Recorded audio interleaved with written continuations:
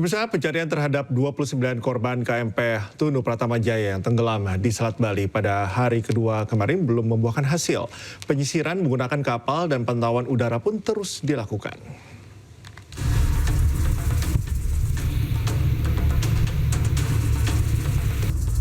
Memasuki hari ketiga, pencarian terhadap 29 penumpang kapal motor Tunu Pratama Jaya yang tenggelam di Selat Bali terus dilakukan. Pencarian oleh tim SAR gabungan fokus mengarah perairan Selat Bali bagian selatan, mengingat gelombang dan arus laut sejak tenggelamnya KMP Tunu Pratama Jaya mengarah ke selatan Selat Bali. Sebanyak 14 armada kapal dikerahkan untuk melakukan penyisiran sejauh 12 mil dari lokasi titik perkiraan tenggelamnya KMP Tunu Pratama Jaya. 2 armada dikerahkan, diantaranya adalah KRI Tongkol dan KRI Teluk Ende. 3 heli juga telah melakukan pemantauan dari udara, namun belum berhasil menemukan tanda-tanda dalam bentuk barang atau puing dari KMP Tunu Pratama Jaya. Sebelumnya KMP Tunu Pratama Jaya tenggelam di Selat Bali dengan membawa 53 penumpang, 12 ABK dan mengangkut 22 kendaraan. Pada hari pertama, sebanyak 30 penumpang berhasil dievakuasi dalam keadaan selamat dan 6 penumpang telah meninggal dunia. Kini menyisakan 29 penumpang yang masih dalam pencarian tim SAR gabungan. Dari Banyuwangi, Jawa Timur, Eris Utomo, Anyus melaporkan. Sejumlah alat keselamatan dan barang-barang diduga milik penumpang Tunu Pratama ditemukan tim SAR gabungan. Saat ini barang tersebut masih dilakukan pendataan di posko pengaduan orang hilang di Rumah Sakit Umum Negara. Sebanyak 12 life jacket dan 2 ring buoy ditemukan tim pencarian korban KMP Tunu Pratama Jaya. Selain itu, sejumlah barang korban berupa pakaian, ponsel, serta barang lainnya. Saat ini tim Inafis Polres Jembrana melakukan identifikasi terhadap barang temuan yang ditemukan pada tanggal 3 dan 4 Juli. Barang tersebut ditemukan di perairan selatan Jembrana, dibawa ke posko pelabuhan dan dikumpulkan di posko pengaduan RSU Negara. Selain menemukan alat keselamatan dan barang korban, posko pengaduan orang hilang di RSU Negara menerima 19 laporan masyarakat yang mengaku kehilangan keluarganya.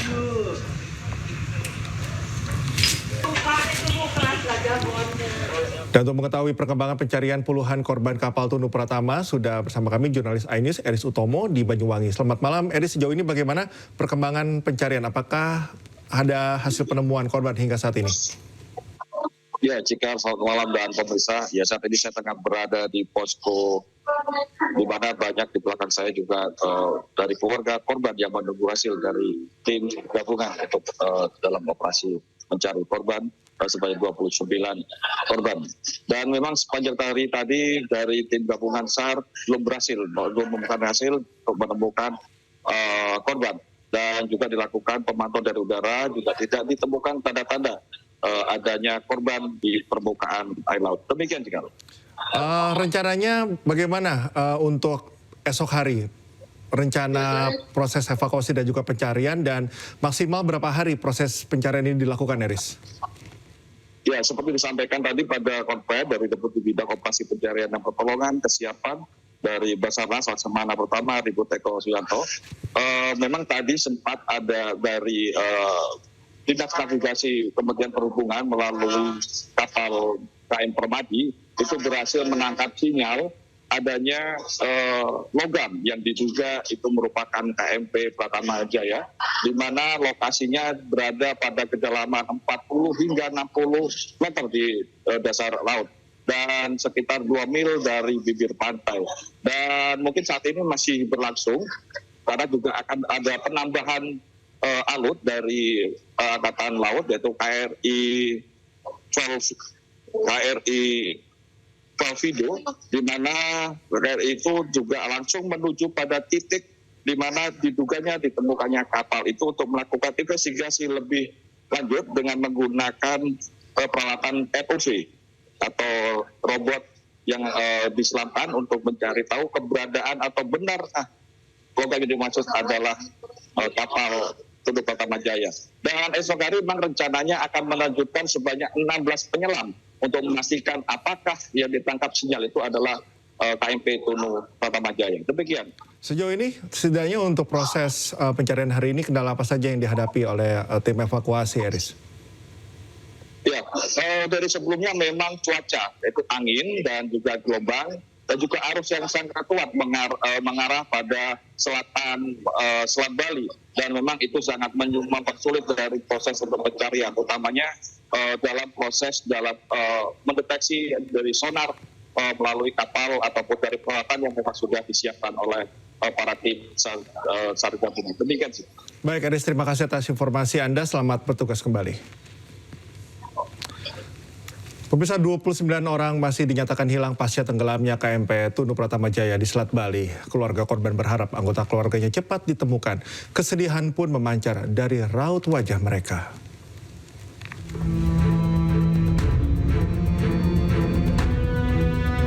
Keluarga korban tenggelamnya KMP Tunu Pratama Jaya masih setia menunggu kepastian.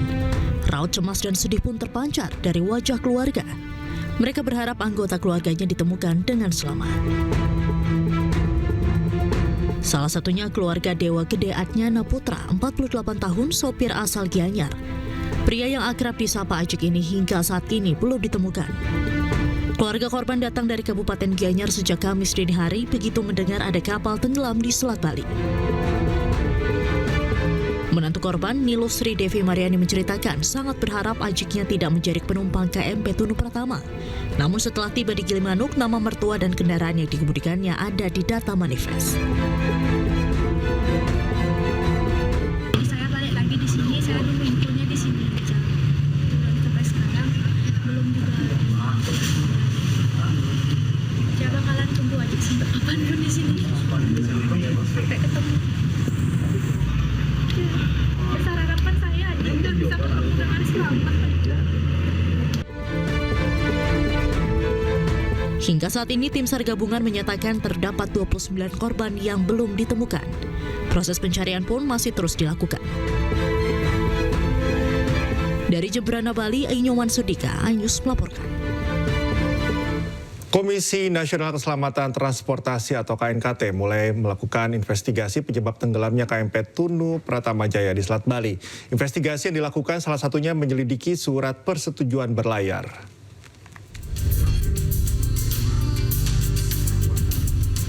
Komisi Nasional Keselamatan Transportasi menelusuri berbagai aspek teknis dan operasional kapal mulai dari sebelum dan saat kapal berlayar dari Pelabuhan Landing Craft Mesin Ketapang menuju Pelabuhan Gilimanuk Jemberana, Bali. Salah satunya adalah memeriksa dokumen surat persetujuan berlayar yang menjadi syarat mutlak sebelum kapal diberangkatkan. KNKT juga akan menilai kesiapan awal kapal dalam menghadapi situasi darurat, rekaman video yang tersebar di media sosial, hingga jumlah ketersediaan skoci di atas kapal dan life jacket yang penting dalam proses penyelamatan. Melihat apakah rekomendasi kita terhadap masalah life craft itu sudah terlaksana dengan baik enggak di lapangan. Kita juga ingin bahwa rekomendasi yang pernah kita keluarkan untuk masalah life craft ini kita harapkan sudah berjalan. Nah, itu kita akan juga cek termasuk bagian yang dari yang kita investigasi. Terus kemudian bagaimana si kru kapal melaporkan kondisi darurat kepada darat atau tim rescue di darat, dan rescue di darat berapa lama respon time-nya sampai di lokasi dan kenapa ada terjadi korban meninggal itu yang kita tidak inginkan. KMP Tunu Pratama Jaya mengangkut sebanyak 53 penumpang dan 12 ABK serta 22 kendaraan. Kapal tenggelam dini hari 15 menit setelah bertolak dari pelabuhan. 36 orang ditemukan, 30 orang selamat dan 6 lainnya meninggal dunia. Sementara 29 orang masih hilang. Dari Banyuwangi, Jawa Timur, Ersutomo, iNews melaporkan.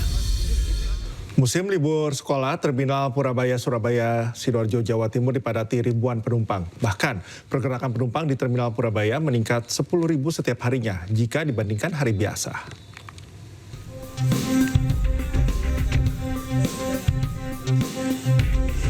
Inilah suasana Terminal Purabaya Surabaya di Sidoarjo, Jawa Timur Sabtu siang. Sejak memasuki libur sekolah sejak 5 hari lalu, Terminal Bungur Asi atau Purabaya selalu ramai penumpang yang akan melakukan perjalanan menuju sejumlah kota untuk mengisi liburan.